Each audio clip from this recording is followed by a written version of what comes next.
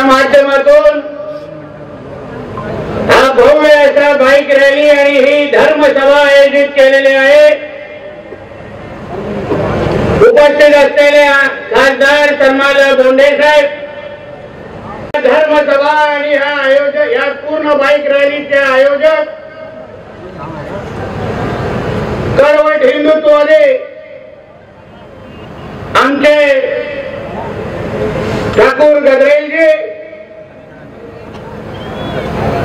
माझ्या सहकारी सागर वेग, उपस्थित असलेले सर्वच माझे हिंदू माता भगिनींनो आणि माझ्या सर्व तरुण मित्रांनो, फार मस्ती चालू होती सभा होईपर्यंत।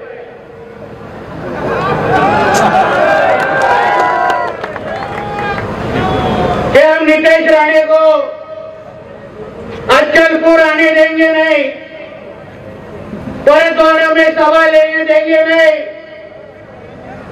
तर जिथे जिथे तुम्ही उभे असाल, ज्या ज्या मस्जिदीतून मला ऐकत असाल, एक लक्षात ठेवा, हे आमचं हिंदू राष्ट्र आहे, हे तुमच्या अब्बांचं पाकिस्तान नाहीये।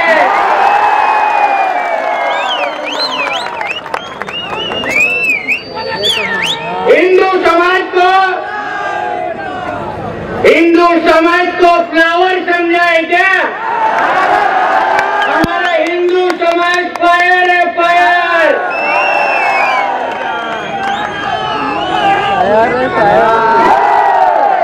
सभा आयोजित केल्यानंतर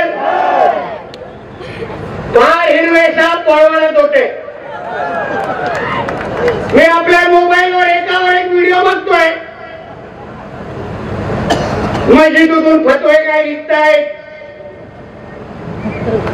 एक दुसऱ्याला मांडीला मांडी लावून बसून धमक्या काय देतायत। कुठे गेले ते 15 मिनिट वाले? बुलाओ हैदराबाद से तुम्हारे वो 2 भड़वों को और बताओ उनको हम लोग खड़े हैं इधर परतवाड़ा में, हम लोग खड़े हैं, आके इधर सामने खड़े रहो। 15 मिनिटाचा तो फार मागितलं रे, 5 मिनिटं दे, उरले तुरले सगळे संपून टाकू मी। कोणाला धमक्या देता, कोणाला आव्हान देता? अरे देवानी भीती नावाचं बटनच टाकायचं विसरलेलं आहे, काय फरक पडत नाही, काय फरक पडत नाही। आता गेलो तुमच्या सगळ्यांच्या समोर, हिंदू समाज मोठ्या प्रमाणामध्ये जमलेला, एक बाहेर येऊन बायकांनी तू पण बघायला तयार नाही, मला एक बाहेर तयार।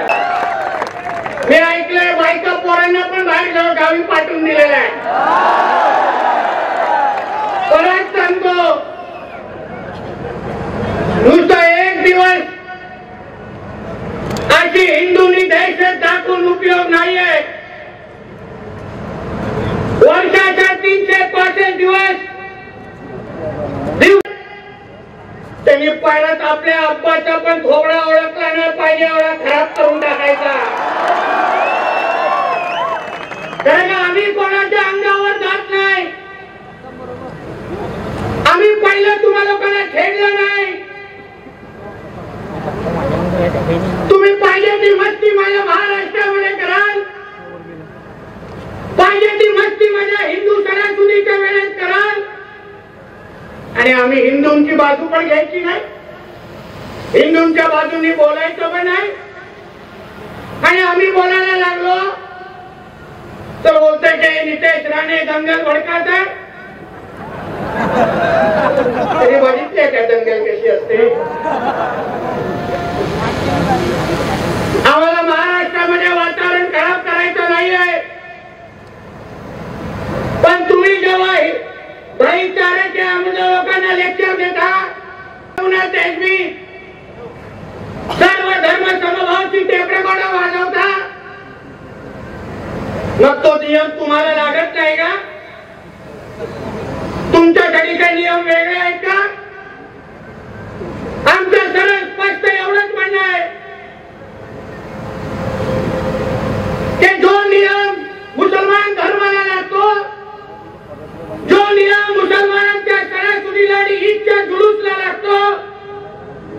नियम माझ्या गणेश चतुर्थीच्या मिरवणुकीला आणि नवरात्रीच्या मिरवणुकीला लागला पाहिजे, एवढा सगळं स्पष्ट म्हणणं आहे.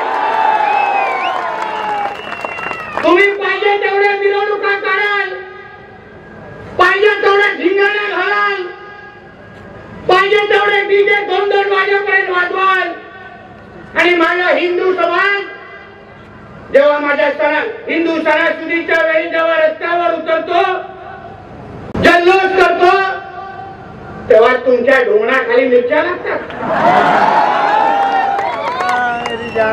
हा कुठला नियम आहे? कशाला सहन करायचा मी? आता हल्ली गणेश चतुर्थीची मिरवणूक आणि दुसऱ्या दिवस ईदची जुलूसची मिरवणूक निघाली. माझ्यावर जे काही दंगल भडकावणारे आरोप करणाऱ्यांना मी विचारेन, मला भारत देशामध्ये, माझ्या महाराष्ट्रामध्ये एक अशी ईदची जुलूसची मिरवणूक तुम्ही दाखवायची, या ईदच्या जुलूसच्या मिरवणुकीवर माझ्या हिंदू समाजाने दगड मारला असं एक मला दाखवायची. एक तुम्ही एक मला दाखवा. आणि आमच्या जेव्हा गणपतीच्या मिरवणुका निघाल्या तेव्हा महाराष्ट्रामध्ये तुम्हाला किती जिल्हे मोजून दाखवू? तुमच्या विदर्भामध्ये हे अक्कलकोट असेल, अकोला असेल, तुमच्या इथे नागपूर असेल, अरे नावं खूप आहे. प्रत्येक जिल्ह्यामध्ये हे लोकांनी दगड मारले आहेत, गणपतीच्या मूर्त्यांवर चप्पल मारले आहेत, गणपतीच्या मूर्ती तोडल्या आहेत. मग तरी पण हिंदूंनी काय गप्प बसायचं? तरी पण नितेश राणे, तरी पण ठाकूर गजरेल, तरी पण सागर बेग आणि बोंडेंनी काही बोलायचं नाही? आम्ही घरी गप्प बसायचं की मारा तोडा, आमच्या मूर्त्या तोडत बसा? वा, तुम्ही एवढ्या चांगल्या मूर्त्या तोडताय ना, जरा थांबा. आता माझे नवरात्र पण येते, जसे माझी गणेश चतुर्थीच्या मूर्त्या, असं म्हणायचं का आम्ही? काहीच करायचं नाही. आणि जेव्हा आम्ही हा मुद्दा उचलतो, जेव्हा आम्ही त्यांच्या अंगावर जातो, त्यांच्या प्रश्न विचारण्याची हिंमत ठेवतो, तेव्हा मोठा हिंदू, मोठा आम्हा लोकांना बोलणारे, प्रश्न विचारणारे आम्हाला सांगता नाही नितेशजी, आमच्या देशामध्ये सर्व धर्म समभाव आहे, भाईचारा आहे. ती काय गंगा जमुना तहजीब बिजीब काहीतरी म्हणतात ते काय? आता भाईचारा आणि हे सगळी नाटक जरा त्या मस्जिदीमध्ये जाऊन त्या मौलवीला जाऊन समजाव ना, ते तुझ्याकडे भाईचारा विकला जातो का? हिंदू सर्व धर्म समभाव आम्ही फक्त ऐकत बसायचा आणि त्या लोकांनी आमच्या मिरवणुकीवर दगड मारायच्या, हे कुठलं न्याय? म्हणून मी माझ्या सांगलीच्या सभेमध्ये, नगरच्या सभेमध्ये बोललो, आमच्याकडे वाकड्या नजरेने बघाल तर तुमको भी चुन चुन के मारेंगे, इतना ध्यान में रखना. तुम्ही अगर सुरुवात करत असाल, आमच्या भगवाला अडवायला येत असाल, तर एका मस्जिदीवर तो हिरवा झेंडा लागणार नाही, एवढं मी वातावरण महाराष्ट्रामध्ये आम्ही करून टाकू. आणि ते नुसतं सहन करण्यासाठी बसलेलो नाहीये, की तुम्ही जे कराल आम्ही नुसतं सहन करायचं. तुम्ही यापुढे लक्षात ठेवा, जे गणेश चतुर्थीला झालं तेच अगर नवरात्राला अगर कोणी करायचा प्रयत्न केला तर तुमच्या पण उरूस आणि ह्या जुलूसचे काही ईदच्या मिरवणुका वर्षभर निघतील.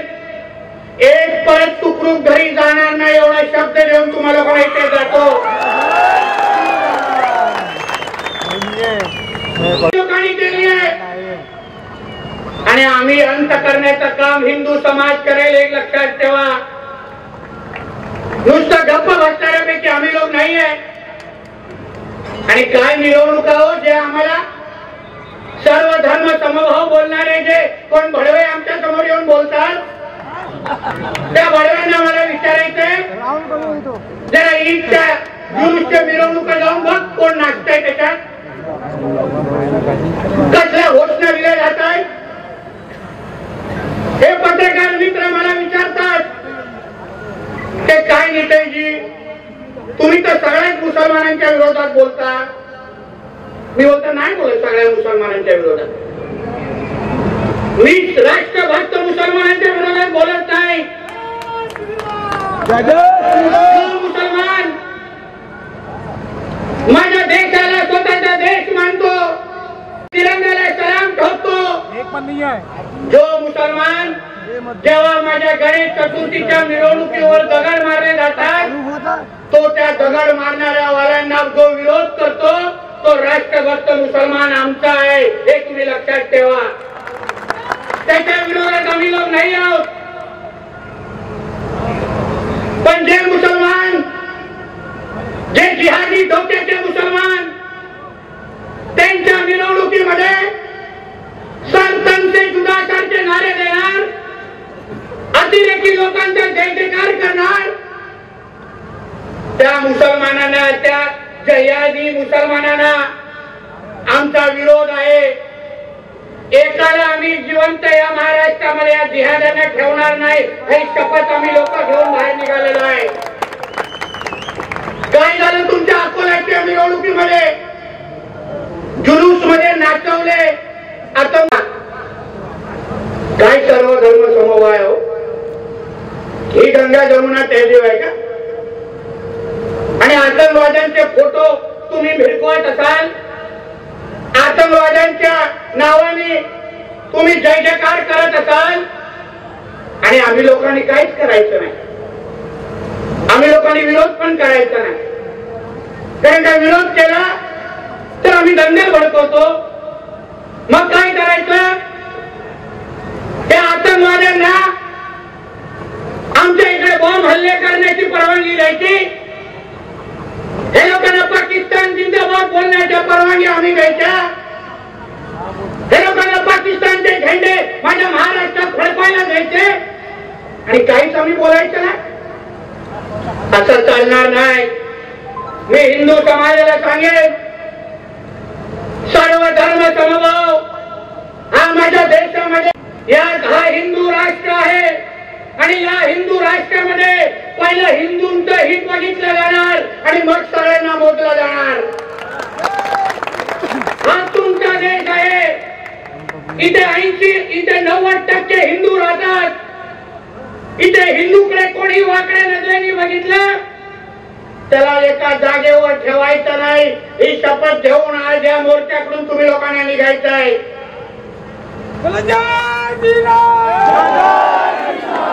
त्याला कट्टरवाद होऊ शकतात, कट्टरपंथी होऊ शकतात, आपल्या धर्मासाठी दिवस रात्र जगू शकतात आणि आम्ही 9 ते 5 वाजता जसं दुकान बंद करतो ना तसं धर्माचं पण काम बंद करायचं, घरी जाऊन झोपायचं आणि टीव्ही बघत बसायचं. आज कोणाला मारलं, आज कुठल्या भगिनीला लव जिहाद मध्ये घेऊन गेले बघायचं आणि काहीतरी बातमी सापडली तर लगेच व्हॉट्सअप ते बोलतात ना शिवाजी महाराजांनी जन्म घेतला पाहिजे पण शेजारच्या घरी. मी काय नाही करणार. या मानसिकतेला माझा विरोध आहे. आपली त्यांच्या विरुद्ध लढाई आहे. ते केवढे कडवट आहेत हे पहिले तुम्ही लक्षात ठेवा. त्यांच्या इस्लाम मध्ये हिंदू हा काफिर असतो. त्यांच्या इस्लाम मध्ये हिंदूला नीच आणि दर्जहीन म्हटलं गेलेलं आहे. कुठल्याही मौलवीला या व्यासपीठावर बोलवा आणि विचारा हा नितेश राणे बोलतोय तर खोटं बोलतोय का? त्यांच्या इस्लाम मध्ये लिहिलंय याचं तुमचा धर्मांतर करून टाका, तुम्हाला इस्लाम स्वीकारायला लावा, याचं तुम्हाला संपून टाका असं त्यांच्या इस्लाम मध्ये लिहिलेलं आहे. मग ते तुमचे आणि आमचे कसे होणार? कधीच होणार नाही. आमचा सागर आता उदाहरण देत होता. जात असताना खरेदी करत असताना समोरच्या जय श्रीराम बोलतोय का बघा तरच खरेदी करा. मी तो पुढे जाऊन सांगतो हे भडवे तुम्हाला फसवण्यासाठी जय श्रीराम पण तोंडातून बोलते.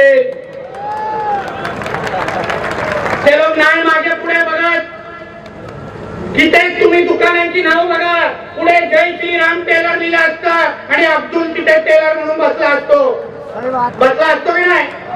विचारा माझ्या माता भगिनीला. बसू नका, त्याला बोला तू खिशातला पहिला आधार कार्ड दाखव, तुझं नाव पहिलं काय दाखव, नाही तर दुकानावर तुझं नाव लिही तरच मी तुझ्याकडून खरेदी करेन. त्याला जा ओढत मी हिंदूकडे निघून जाते. ही बोलण्याची हिंमत ठेवा. आपल्या हक्काच्या भाईकडून विकत घ्या, भाई जाणून घेऊ नका. आपले कधी होणार नाही. लिहिलंय की त्यांच्या अल्लाशिवाय आणि मोहम्मद पैगंबराशिवाय ते लोक अजून दुसऱ्याला कोणालाच मानत नाही. ते लोक मूर्ती पूजन करत नाहीत, मूर्ती मानत नाहीत.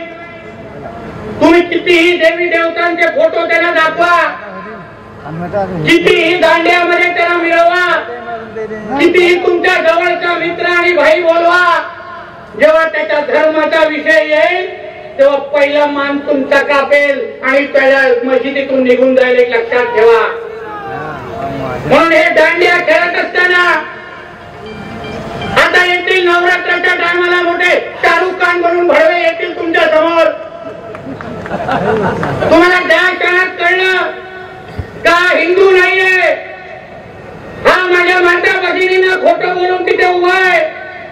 माझ्या हिंदू भावांना मी सांगतो, दांड्या त्यांच्या कुठल्या महिलेकडे वाकड्या नजरेने बघितल्यानंतर जिवंत ठेवतात का? आम्ही कित्येक लव जिहादच्या केस मध्ये मी असो, आमचा सागर असो, आम्ही महाराष्ट्रात जातो. कधी कधी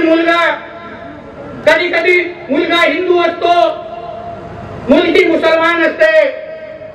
आणि जेव्हा त्याच्या समाजाला कळतं की असं तिकडच्या त्या हिंदू मुलांनी केलंय, कित्येक केसेस मध्ये त्या मुसलमान समाजाने त्या मुलाला गायब किंवा मारून टाकलेला आहे. जिवंत पण त्या हिंदूला ठेवलेला नाहीये. पोलीसची कारवाई तर नंतर सोडा, तो नंतरचा विषय. त्याला ज्या दिवशी कळतं की आमच्या मुसलमान तरुणीला एका हिंदूनी फसवलं आणि त्याच्याबरोबर घेऊन जाऊन तो तिला धर्म बदलायला सांगतो, तो ते लोक त्याला जिवंत पण ठेवत नाही. पोलीस केस करणार, व्हॉट्सअपवर पाठवणार, कोणतरी सागर बेग ठाकूर गजरेल भेटतोय का बघणार. तो भेटला, अरे ठाकूर भाई देखो ना अपने हिंदू बहन को लेके गए, मग आमचा ठाकूर निघणार छत्रपती शिवाजी महाराजांचा का. तो प्रश्न सोडा. मग तू काय करणार? पहिला तुम्ही लक्षात ठेवा, यापुढे या अचलपूर मध्ये, या परतवाड्यामध्ये कुठल्याही माझ्या हिंदू बहिणीला कोणी या जिहादाने वाकड्या नजरेने बघितलं, पहिल्या त्याच्या तंगड्या तोडा आणि मग पोलिसांकडे जाऊन केस दाखल करा. नाही बघायचं मागे पुढे. माझा धर्म हा माझी अस्मिता आणि माझा स्वाभिमान असला पाहिजे.